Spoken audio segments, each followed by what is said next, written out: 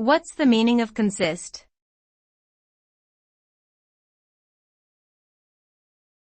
Consist.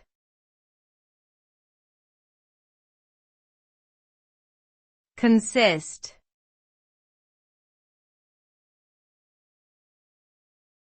Consist.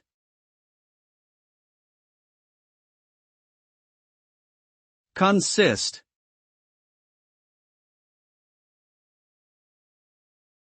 The word consist means to be made up of or composed of particular components or elements.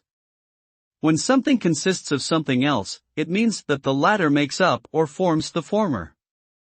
For instance, if a cake consists of flour, sugar, eggs, and butter, it means that these ingredients are what make up the cake. In essence, to say that something consists of something else is to imply that the latter results in the formation or composition of the former, and that without it, the former would not exist in its current form.